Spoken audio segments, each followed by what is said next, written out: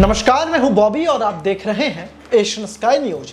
Ukraine का रूस पर अब तक का सबसे बड़ा ड्रोन हमला, 40 लड़ाकू विमान, 5 एयरबेस को किया गया तबाह। क्या तीसरे विश्व युद्ध के करीब पहुंच रही है दुनिया? आज इसी खबर को विस्तार से जानेंगे। दरअसल रूस और यूक्रेन युद्ध ने एक नया और खतरनाक मोड़ ले लिया है। यूक्रेन ने रविवार को रूस के सैन्य ठिकानों पर अब तक का सबसे बड़ा ड्रोन हमला किया, जिसमें 117 ड्रोन का इस्तेमाल कर रूस के 40 लड़ाकू विमान और 5 प्रमुख एयरबेस को तबाह कर दिया गया। यूक्रेनी राष्ट्रपति व्लादिमीर जेलेंस्की ने इसे ऑपरेशन स्पाइडर करार देते हुए इस हमले की योजना को बताया कि इसे 1.5 साल पहले इस योजना को शुरू किया गया था। इस हमले ने वैश्विक तनाव को और बढ़ा दिया है और तीसरे विश्व युद्ध की आशंका को हवा दे दी गई है। जेलेंस्की ने सोशल मीडिया प्लेटफॉर्म एक्स पर एक पोस्ट कर इस ऑपरेशन को ऐतिहासिक बताया और अपनी सेना को बधाई दी।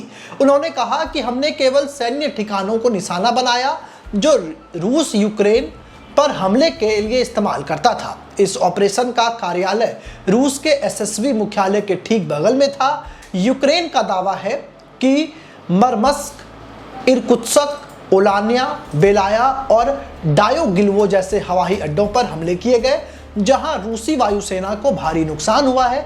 रूस के रक्षा मंत्रालय ने भी 5 एयरबेस पर हमलों की पुष्टि की, लेकिन नुकसान को लेकर के अभी तक रूस की तरफ से कोई स्पष्ट जानकारी नहीं दी गई है।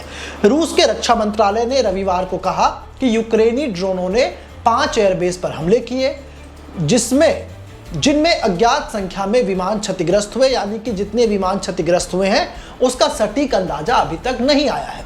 इससे पहले यूक्रेन ने दावा किया था कि उसने रविवार को एक ऑपरेशन के तहत रूसी ठिकानों पर बड़े पैमाने पर ड्रोन हमले करके 40 से ज्यादा रूसी विमानों को नष्ट कर दिया है। इस ऑपरेशन में जैसा कि हमने बताया कि 117 ड्रोन का इस्तेमाल किया गया और इसी संख्या में ड्रोन ऑपरेटर इसमें शामिल थे। एयरबेस पर तैनात 34% रणनीतिक क्रूज मिसाइलें वाहकों को इसमें निशाना बनाया गया।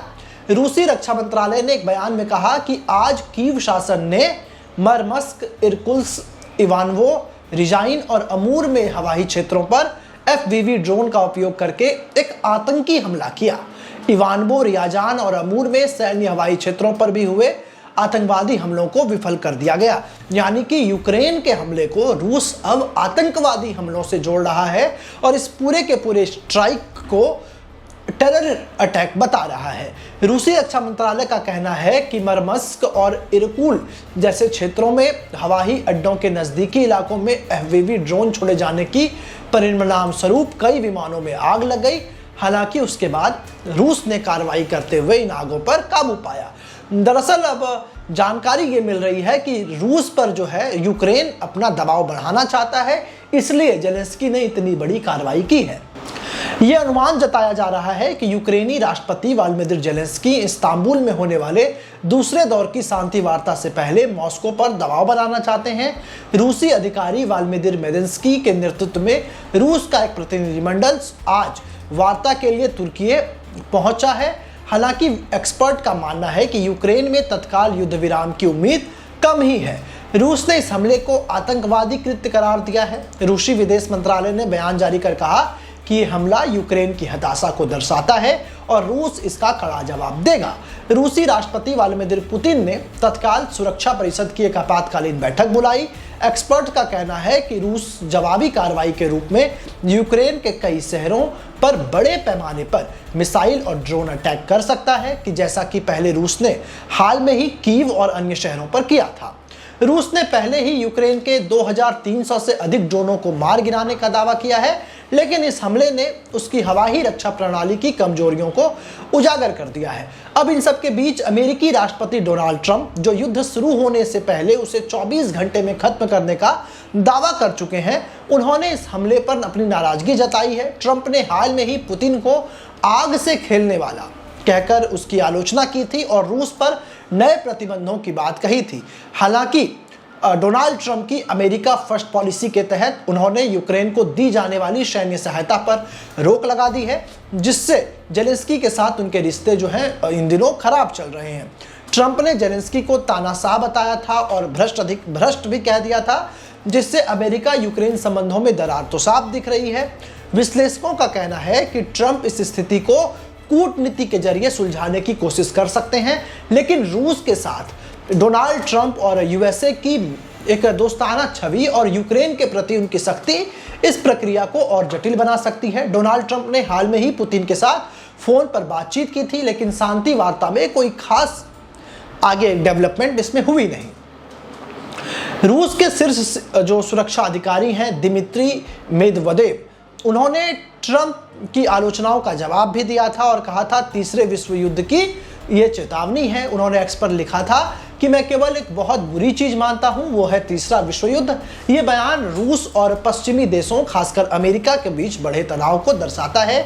एक्सपर्ट का कहना है कि यूक्रेन का ये हमला नाटो और यूरोपीय देशों के लिए सतर्क बड़ी है, उनके लिए ये एक वार्मिंग और अलार्मिंग पॉइंट हो सकता है, क्योंकि रूस पश्चिमी समर्थन से लगातार इस तरीके के हमले करता है। हालांकि कुछ लोगों का यह भी कहना है कि तीसरा विश्व युद्ध अभी दूर की बात है, क्योंकि ना तो रूस और ना ही अमेरिका सीधे तौर पर सैन्य टकराव चाहते हैं। फिर भी रूस की जो परमाणु हथियारों की तैनाती है और यूक्रेन के गहरे हमले से ये खतरनाक मोड़ ले सकता है। सब लोगों के मन में यही डर लग रहा है कि कहीं रूस अब इन हमलों से बौखलाकर परमाणु हथियार का इस्तेमाल ना कर ले। यूक्रेन का ये हमला इस्तांबुल में होने वाली शांति वार्ता से पहले रूस पर दबाव बढ़ाने की रणनीति का हिस्सा है।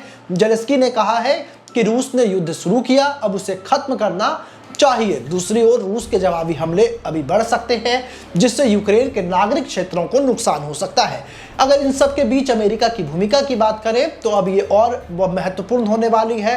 डोनाल्ड ट्रंप के सामने चुनौती है कि वो रूस और यूक्रेन के बीच एक संतुलन बनाएं, लेकिन उनकी नीतियां यूरोप और नाटो सहयोगियों के साथ मतभेद पैदा कर सकती है।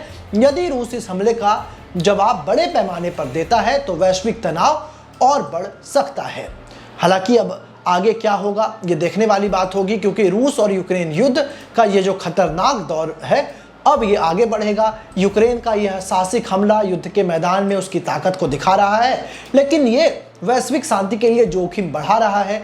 दुनिया की निगाहें अब रूस के अगले कदम पर है, ट्रंप की कूटनीति पर है और शांति वार्ताओं के नतीजों पर टिकी हुई है। सवाल ये उठ रहे हैं कि क्या यह युद्ध खत्म होगा या दुनिया को और बड़े संकट की ओर धकेल देगा।